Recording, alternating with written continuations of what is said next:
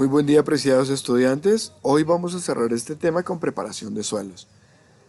Un tema muy importante que quiero que quede claro en el cierre del primer corte, porque en la última evaluación, donde creí que estaba absolutamente claro, veo que hay algunas dudas. Hacen preparación de suelos más profunda en la labranza secundaria que en la labranza primaria. Y esto no tiene ningún sentido y ya vamos a aclarar por qué. Realmente creo que esto ya lo habíamos tratado, de manera que voy a ser muy breve.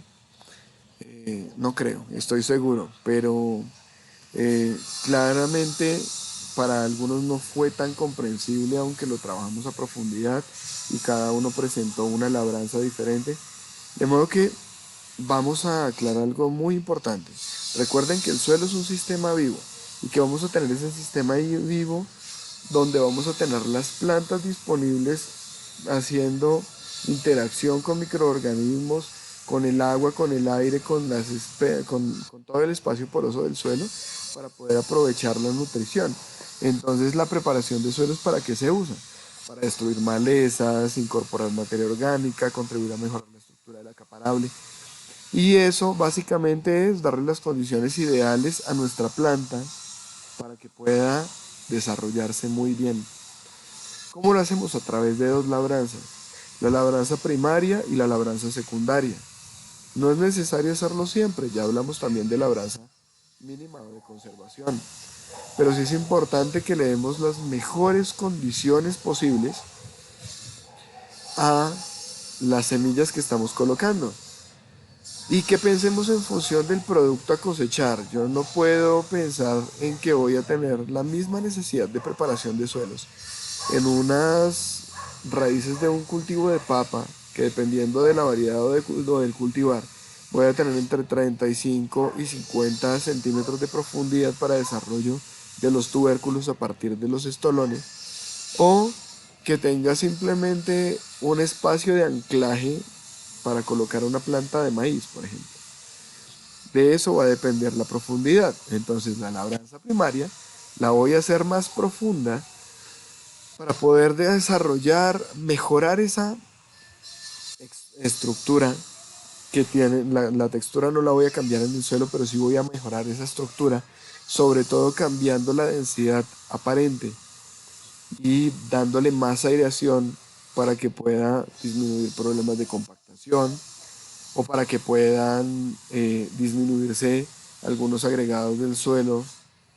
eh, y en este caso vamos a tener la labranza primaria a profundidad radicular, es decir, hasta dónde va a desarrollarse mi cultivo para poder mandar la labranza primaria. La labranza secundaria es muy importante que sea superficial, 10-15 centímetros. ¿De qué va a depender? De la semilla que yo voy a colocar. Si voy a colocar una semilla de grano fino, no puedo estar preparando a 20 centímetros porque no lo necesito, estoy perdiendo energía. Y recuerden que estamos viendo fuentes de aprovechamiento de energía y la energía fósil como una de las energías disponibles. El hacer una preparación a una profundidad que no necesito va a generar un incremento en la demanda de combustible y eso va a generar un sobrecosto. Entonces, ¿cómo lo voy a solucionar? Al final de esta presentación vamos a hablar justamente del contenido del consumo de combustible para que podamos cerrar este primer semestre de la mejor manera posible. Arados, ustedes ya lo vieron, básicamente para poder preparar la rastra.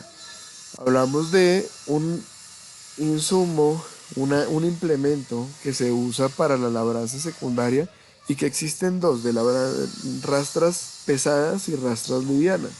Las rastras livianas, la profundidad se maneja a partir de los puntos de anclaje, de los puntos de enganche del tractor, los tres puntos.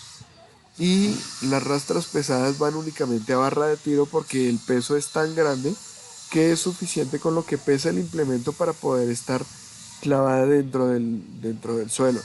Y depende de para qué lo estoy utilizando, si tengo discos lisos o discos dentados, si tengo solamente una línea o la tengo en tándem. Pero eso creo que quedó muy claro en las sesiones que ya tuvimos.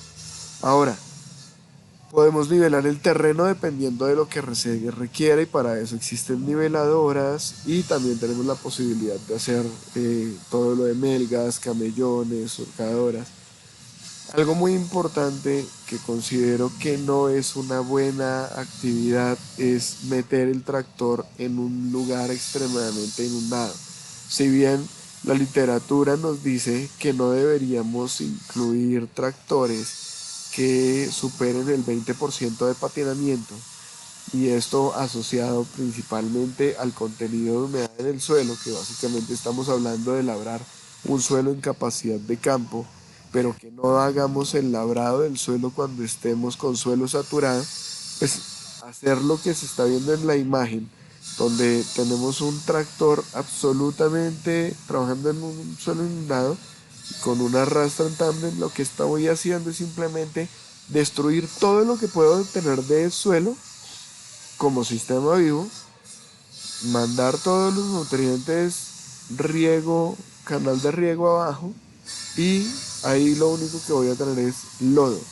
Un lodo muy fuerte donde se me va a poder seguramente desarrollar el arroz, macullar muy bien, pero que me va a tocar aplicarle todos los insumos porque es un sobrelaboreo que no es requerido y que pues, es importante que lo critiquemos desde la producción agroecológica porque necesitamos aprovechar los recursos naturales de la mejor manera posible. Y si queremos tener organismos benéficos, queremos tener una calidad de suelo que esté acompañada de textura, de estructura y aparte de eso de una microbiota que la acompañe, esta no es la mejor labranza para poder realizar. Bien, esto voy a hacer un paso rápido porque ustedes ya lo tienen y ya lo vimos, pero es importante, recuerden que el subsolador lo puedo llegar a requerir para poder hacer trabajos profundos y no es frecuente, lo voy a hacer cada 3 4 5 años y va a depender del tipo de compactación que tenga mi suelo. Para eso, ¿cómo lo voy a saber? Con un perfil de suelo, con una calicata, para poder evidenciar realmente en qué lugar está presentando problemas de desarrollo radicular y de esa manera yo puedo trabajar con una profundidad de hasta 80 90 centímetros con un subsolador para poder hacer aireación, bien sea radicular o canales de drenaje si el problema es de abnegación. Y de esa manera vamos a tener la posibilidad de poder eh, hacer un mejor trabajo. En este caso, la sugerencia de García y colaboradores y de Suárez nos dice que para la preparación de suelo en el cultivo de caño se utilizan tractores con grandes potencias y las potencias que ustedes ya saben calcular, básicamente lo que necesitamos con un gran tractor es la capacidad de poder manejar una área mucho más grande y poder hacerlo de una mejor eficiencia.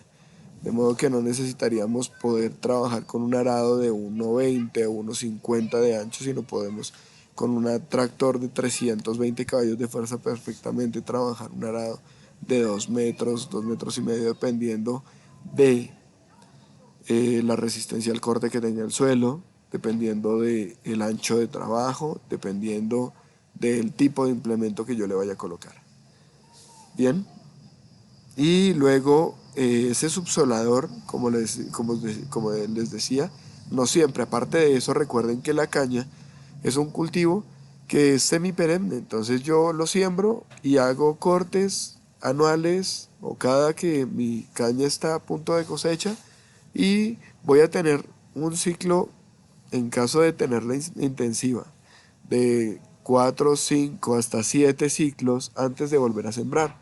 Eso hace que cada 5 o 6 años yo tenga que recurrir a volver a sembrar. Por eso estos autores sugieren el uso del subsolador.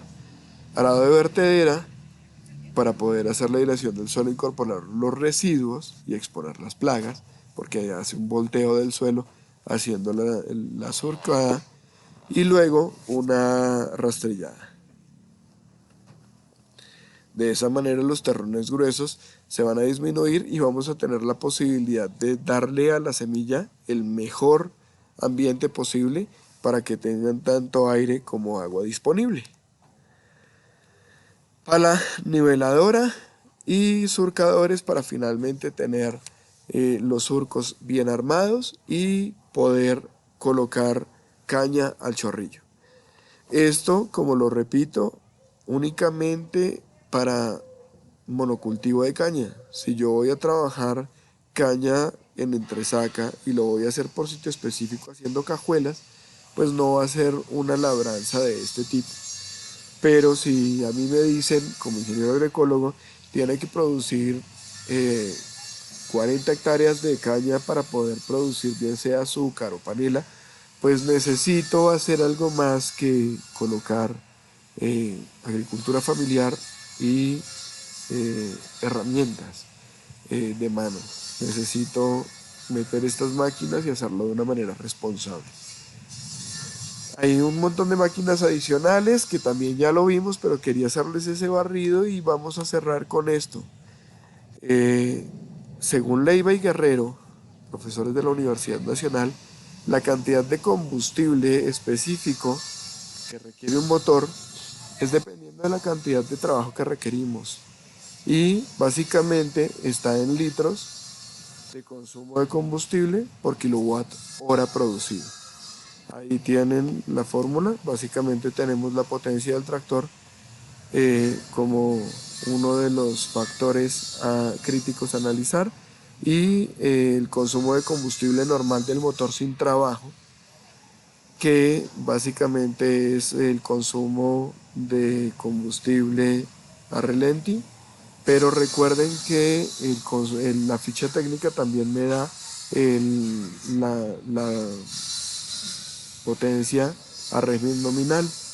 Y entonces, básicamente yo lo que tengo que hacer es calcular cuánto va a requerir de potencia mi tractor para poder conocer el consumo específico de combustible. Y esta parte final, sintetiza ese título que tenemos dentro de la asignatura, que es aprovechar de la mejor manera posible las fuentes de energía que yo voy a utilizar. Y en este caso, una energía fósil que la voy a medir con algo muy importante, con el bolsillo.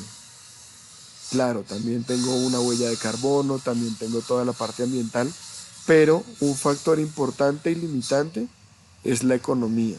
Y si yo no necesito gastar más para poder hacer lo mismo, pues tengo que aprovecharlo y ser eficiente. Bien, nos vemos en la siguiente unidad con lo que viene ahora, que es, ya tenemos el suelo preparado, vamos entonces a arrancar con siembra mecanizada. Muchas gracias, muchachos. Recuerden, seguimos en contacto.